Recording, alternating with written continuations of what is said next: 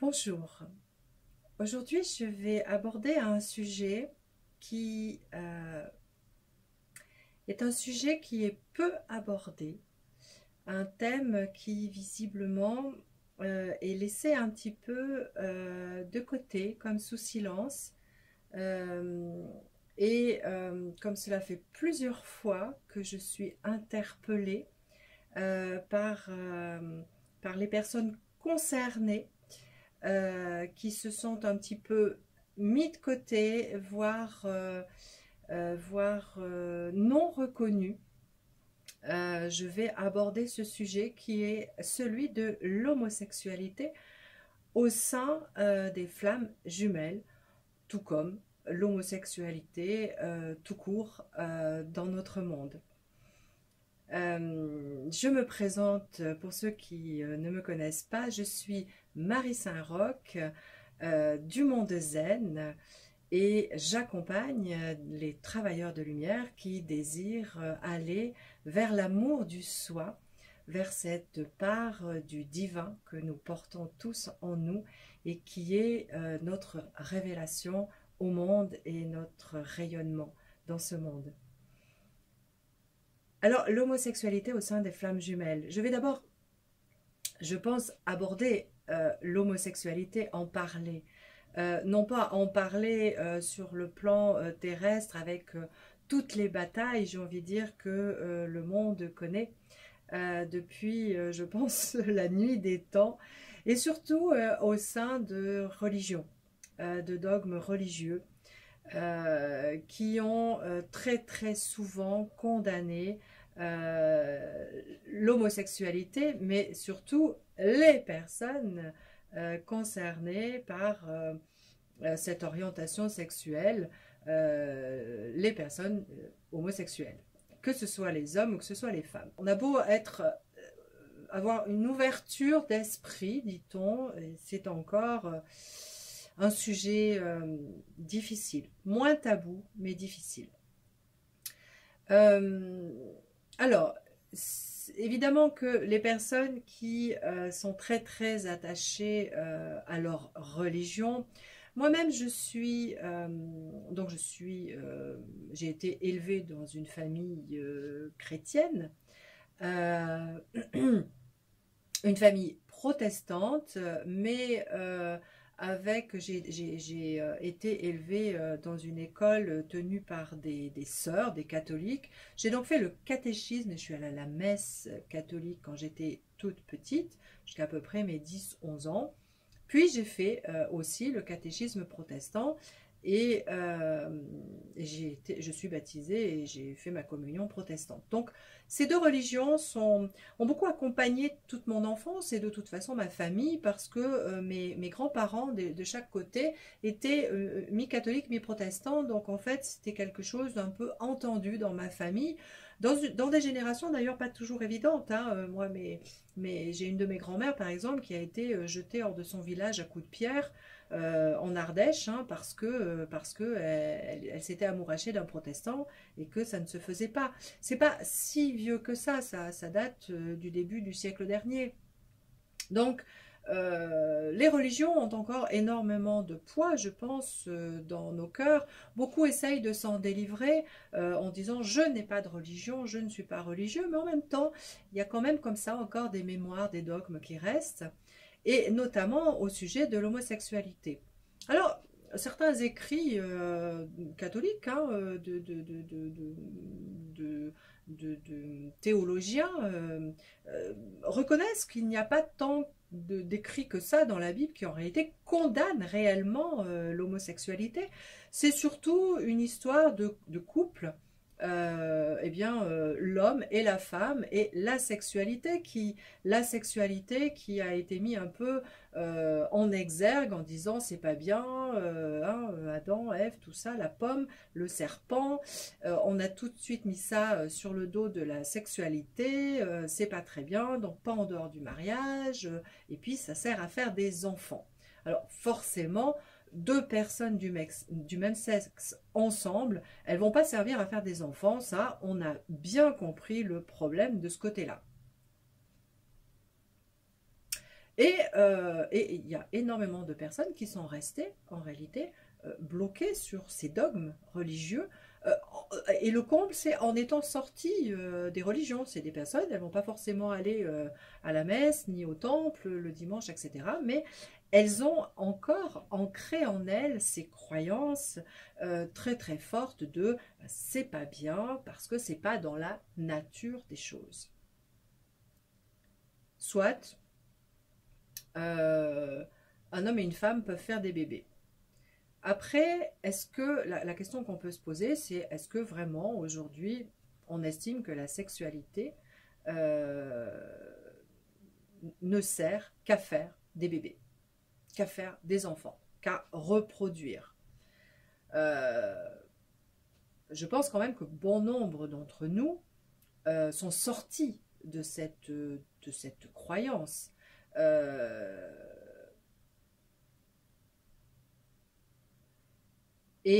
Aujourd'hui, quand on est dans un travail du sacré, du féminin, du masculin sacré, du couple sacré, euh, l'énergie sexuelle devient même quelque chose que l'on cultive. C'est une très très belle énergie, elle est extrêmement porteuse, elle est guérisseuse. On sait aujourd'hui scientifiquement prouvé que deux êtres qui font l'amour eh bien,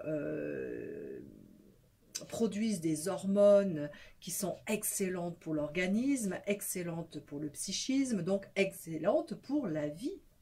Euh, donc, si on ramène non pas la sexualité à uniquement on fait des enfants ensemble pour peupler la terre, mais on amène la sexualité à cette hauteur de l'énergie dans le sacré, on peut même y ramener les histoires religieuses.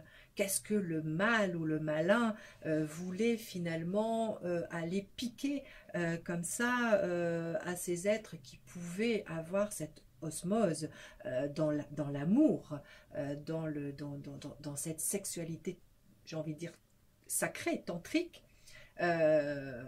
Peut-être justement non pas la sexualité par elle-même au bas niveau que l'être humain a pu la placer, hélas, mais comme étant cette énergie à un haut potentiel incroyable de guérison et d'apport dans la vie même de l'être humain. La sexualité a un côté magique, un côté révélateur.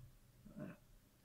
Donc, et certains couples sacrés commencent à se servir de ce côté magique de la sexualité. Donc, c'est très bien, c'est superbe. C'est superbe. Euh, Alors, une fois qu'on a dit ça, on comprend déjà mieux l'ouverture possible de la sexualité, non pas hors couple, et ça je peux en parler, mais avec des personnes du même sexe. Certes, elles ne se reproduiront pas, bon, sauf à adopter ou voilà, à passer par des moyens chimiques, etc. Ça, c'est un autre sujet, c'est un autre débat. Mais elles peuvent vivre complètement cette énergie sexuelle ensemble et la porter sur les mêmes sommets et les mêmes hauteurs que tout autre couple.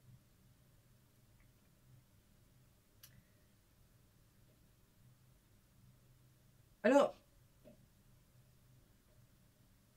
il faut quand même aussi peut-être ramener nos vies à ce qu'elles sont. Je parle du soi, hein, j'amène les gens, je les accompagne vers l'amour du soi, de cette partie en soi qui est divine. Personnellement, je vois les formes éthérés. Personnellement, moi, les guides, je ne les vois plus. C'est un homme, c'est une femme, elle est blonde, elle est brune, ou il est âgé, il est vieux, etc. Pour moi, les guides sont sous forme éthérée. Quand je visite les autres mondes, ils sont sous des formes éthérées. Donc, imaginons-nous sous la forme éthérée qui est notre véritable être. Hein, c'est pas sous cette forme-là. Notre âme vient habiter un corps. Eh bien, sous forme éthérée, il n'y a pas de sexe. Alors, je vais vous dire aussi, à ma connaissance, il n'y a pas de sexualité non plus. Hein, mais j'en ai pas vu en tout cas. Je ne sais pas pour les autres, c'est ceux qui font des voyages astro. Je ne sais pas comment ils voient ça, mais moi, je n'ai pas vu. Voilà, il n'y a pas ce besoin-là. C'est l'énergie que cela peut dégager. C'est un égrégore. Aujourd'hui, quand on fait des prières, quand on fait des groupes de personnes, quand on émet des ondes ensemble, si vous avez regardé la prophétie des ondes, on connaît l'importance des égrégores. En réalité, un couple qui est ouvert à sa dimension divine dans sa sexualité, et je pèse mes mots quand je dis ça, c'est-à-dire qu'effectivement, je ne parle pas d'une sexualité, certes jouissive, agréable, etc., mais je vais à la dimension supérieure de cette énergie pour en parler et dire que c'est à ce moment-là qu'on crée un superbe égrégore qui peut aussi avoir un rayonnement bien au-delà des deux êtres qui sont en train de faire l'amour. Donc, dans nos formes éthérées, le sexe n'existe pas. On le dit tout le temps, et c'est une réalité, je vous l'assure, les anges n'ont pas de sexe.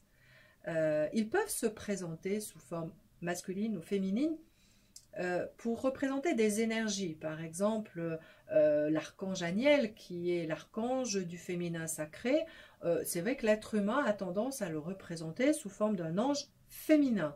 Mais l'archange Aniel, sous forme éthérée, a la même apparence que les autres anges. Il n'est pas différent. Par contre, effectivement, c'est un archange qui émet particulièrement une énergie féminine. Et il aide particulièrement donc les personnes à aller vers la réparation de leur féminin sacré, qu'ils soient hommes ou femmes. Donc, si l'on considère que les anges n'ont pas de sexe, les familles d'âmes sous leur forme éthérée ne sont pas sexuées, que l'entité principale de laquelle nous venons tous, on peut l'appeler le créateur, on peut l'appeler Dieu, on peut l'appeler la source, l'âme suprême ou ce que vous voulez, peu importe, en tout cas, n'a pas de sexe non plus. Dans notre société patriarcale, on a tendance à dire que c'est un Dieu. Dans des sociétés matriarcales, c'était une mère. Mais en fait, on donne un sexe parce que nos langages sont sexués du fait que nous sommes tous sexués, mais en réalité, il n'y en a pas. C'est l'équilibre parfait et complet entre ces énergies féminines et masculines. C'est un tout. Alors si on revient sur le plan terrestre, on peut comprendre qu'il y ait des âmes qui aient choisi parfois des histoires pour aller dans des dépassements du soi, dans des dépassements pour ascensionner, pour aller plus haut, plus loin. Personnellement, alors dans les couples de flammes jumelles, d'âmes jumelles, donc de duo, d'âmes jumelles, pour une flamme jumelle, j'ai fait une vidéo expliquant ce que j'ai ressenti et mes jumeaux ont ressenti concernant qu'est-ce qu'une âme jumelle, qu'est-ce qu'une flamme jumelle. Je vous invite à aller les voir si ça vous intéresse. Mais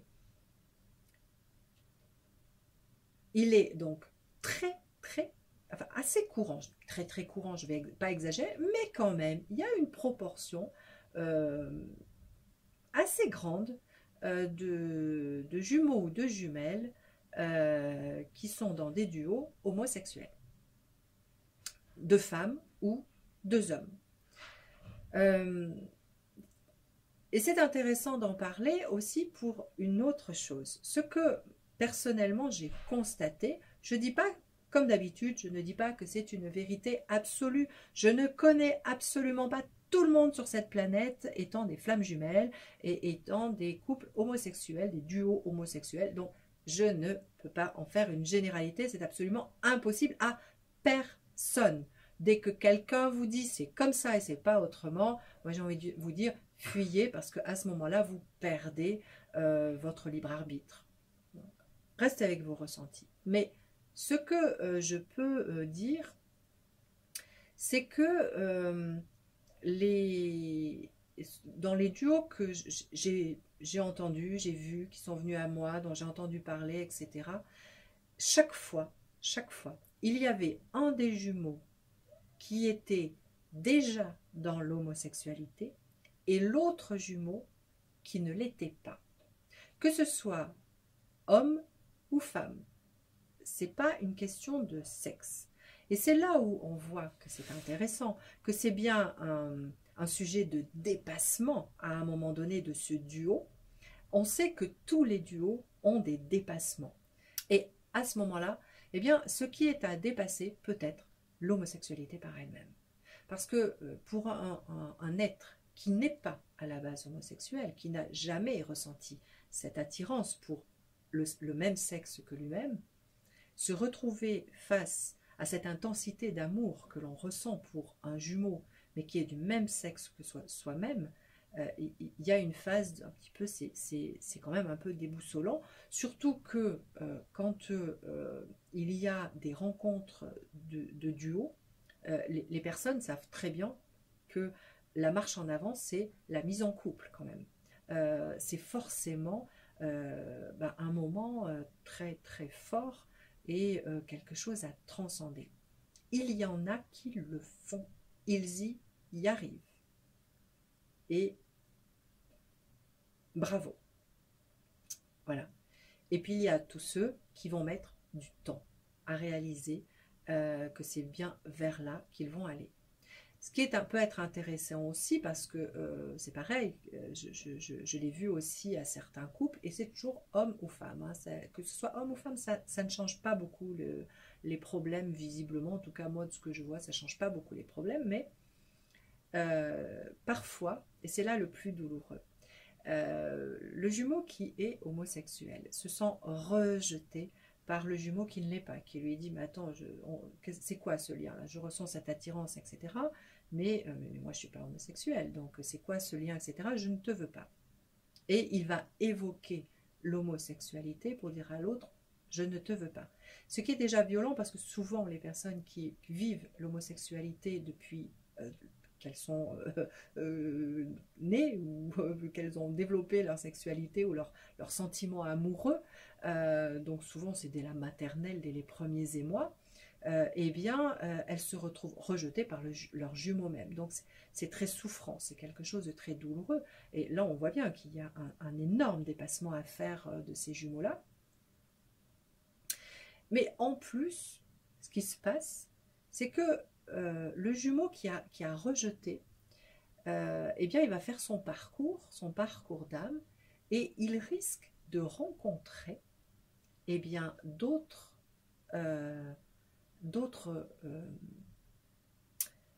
rencontres amoureuses homosexuelles.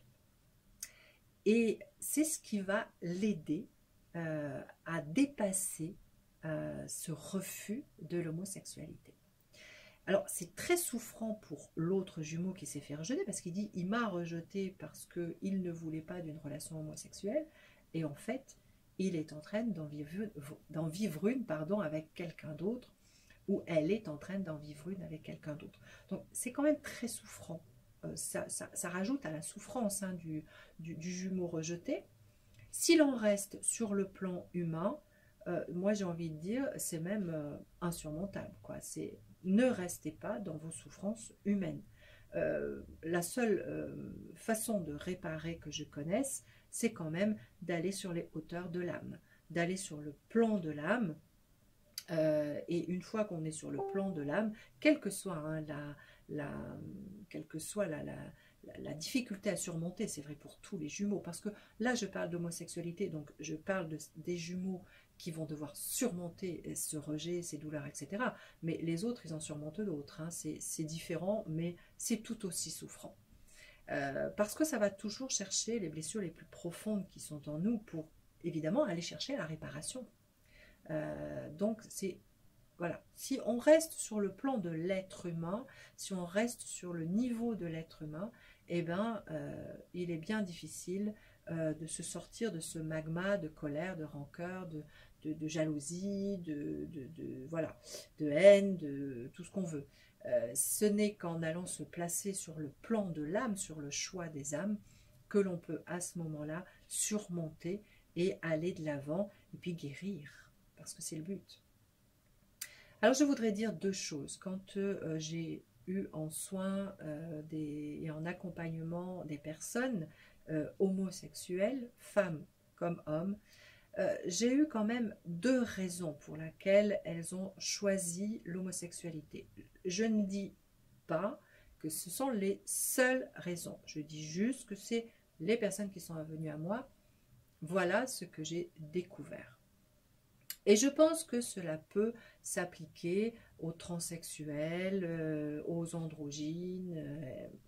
Je pense que ça doit être vrai pour beaucoup. Il y a tout d'abord une âme qui vient dans un corps avec une polarité qu'en réalité elle veut fuir. Et ça peut arriver aussi à des hétéros, hein. C'est pas du tout... Je veux dire, vous vous incarnez dans un corps de femme, comme moi, et puis vous êtes fortement yang, comme je l'étais, et puis, ben, vous vous imposez comme un homme. Voilà. On connaît tous les femmes camionneurs, etc., comme on dit, voilà, vous vous imposez comme un homme, vous vivez comme un homme, vous êtes un homme. On ne s'est pas incarné en féminin, en masculin pour rien. Hein. Si c'est des formes d'incarnation qui sont proposées, c'est parce qu'on a quelque chose à y apprendre derrière. On n'est pas venu comme ça. Il n'y a pas de hasard. Donc, ce qu'il nous est proposé dans des cas comme ça, eh bien, c'est d'aller à la recherche de cette polarité que nous avons sans doute beaucoup blessée, beaucoup laissée de côté, pour la laisser grandir, pour la laisser s'épanouir, pour la laisser nous rééquilibrer intérieurement. Et afin, une fois qu'on va chercher cette polarité à l'intérieur de soi et qu'on la fait vivre et qu'on la guérit et qu'elle amène en plus le yin répare le yang, qu'on amène cette réparation aussi du côté de ce masculin blessé. C'est là où il ne faut pas avoir de culpabilité, d'accusation, y compris contre soi, parce que en réalité, ça vient souvent de vie souffrante. Pourquoi à un moment donné on rejette le féminin? Parce que sans doute on a dû être blessé à un moment donné. Donc, aller vers la réparation intérieure, cette œuvre alchimique intérieure qui se fait par un travail. Hein. Il faut quand même être courageux parfois pour y arriver. On va aller faire naître et s'épanouir cette part de soi qui soit était blessée, soit était quasi inexistante. Et ce qu'il y a de merveilleux, c'est qu'après, on peut rayonner. Une fois que les femmes, donc les personnes incarnées en femmes, les âmes incarnées en femmes, vont chercher, actuellement c'est un grand potentiel qui s'ouvre, ce féminin sacré en elles, elles peuvent le rayonner et l'offrir au monde. Et Dieu sait si le monde en a besoin de ce féminin sacré. Ça, c'est une première chose. Et il se peut eh bien, y compris dans des personnes euh,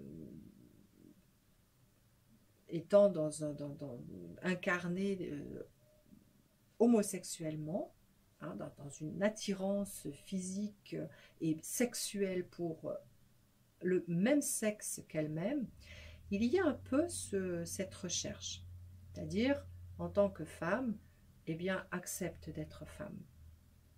Et accepte, même au sein d'un couple de femmes, euh, d'aller dans cette polarité de la femme. Et côté homme, c'est pareil, c'est-à-dire que des êtres euh, masculins, mais ayant une polarité yin extrêmement forte, il leur soit demandé d'aller réparer ce côté yang tout en restant au contact d'un homme au sein d'un couple. Et c'est une épreuve de plus, c'est une difficulté de plus que les âmes sont venues, c'est un challenge qu'elles se sont donné. Voilà. Donc ça, c'est là, c'est la première chose que j'ai croisée, une des raisons pour laquelle l'âme a choisi de vivre sur le plan terrestre dans un couple homosexuel, parce que ce sont des choix d'âme. Voilà. Pour moi, c'est très clair, ce sont des choix d'âme, c'est pas une orientation comme ça d'un être humain parce que sa mère a fait ça, son père a fait ça, il a été élevé là, ou etc. Pour moi, ce sont de réels choix d'âme. En tout cas, quand un énergéticien est dans ce travail-là, en tout cas, moi, j'ai toujours ressenti que c'était des choix d'âme. C'était pas un hasard. Voilà. La deuxième chose qui va vous paraître quand même plus évidente, la deuxième raison, c'est simplement, vous savez qu'on a des cartons à débarrasser comme ça, et par exemple, je choisis de vivre la notion de rejet pour, pour nettoyer cette blessure qui est en moi et qui est encore très forte. Donc, j'aimais ce désir avant mon incarnation. Alors, le rejet, ça peut être sous toutes ses formes, mais l'homosexualité, on sait à quel point, et je le disais au départ, ces personnes se sentent absolument... et c'est pas qu'elles se sentent, hein, c'est qu'elles le sont. Il faut aussi remettre les choses, les pendules à l'heure. C'est pas seulement qu'elles le sentent, c'est qu'elles sont. Pour la plupart des personnes, il y a un rejet de l'être homosexuel. Quelque chose de très classique que moi je dis souvent, c'est les gens aujourd'hui, moi je suis en France, j'habite en France, aujourd'hui en France, malgré des grands mouvements opposés, la plupart des gens se disent aujourd'hui ouverts à l'homosexualité. Par contre, si vous leur demandez et si ton enfant est homosexuel, la réponse, je suis moins sûre qu'ils vous disent que ça ne leur pose aucun souci. Voilà. La plupart des personnes encore aujourd'hui ne sont pas dans la capacité d'accueillir un de leurs enfants au sein d'un couple homosexuel sans aucun problème. Donc on sent bien que pour ces âmes qui se sont incarnées pour vivre cette orientation sexuelle, comme on dit, donc l'homosexualité, on sent bien qu'elles vont à la recherche d'un dépassement incroyable sur le rejet et sur le pardon, sur toute la violence que cela peut être, que ce soit physique. Il y a quand même encore beaucoup de violences physiques et bien trop de violences physiques faites aux personnes homosexuelles, mais des violences psychologiques, des violences verbales, et puis également affectives. On peut imaginer un enfant qui veuille s'éveiller à l'homosexualité parce qu'il le ressent, être rejeté par ses parents ou sentir que ses parents ont un discours un peu dur, c'est forcément extrêmement compliqué à vivre. Donc voilà, donc la deuxième chose, c'est quand même tout simplement le choix de l'âme avant l'incarnation, d'aller se chercher, hein, transcender toute cette notion de rejet, de douleur, de blessure, pour aller vers des réparations intérieures personnelles. C'est un dépassement du soi. Voilà, je ne vais pas faire plus long parce que ma vidéo va couper. Si vous avez besoin d'une séance de guidance, si vous avez besoin d'un accompagnement, eh bien, vous pouvez noter, m'envoyer un mail. Je serai ravie de vous répondre et de vous accompagner. Je vous souhaite une bonne route et prenez soin de vous. Prenez du temps pour vous. Au revoir.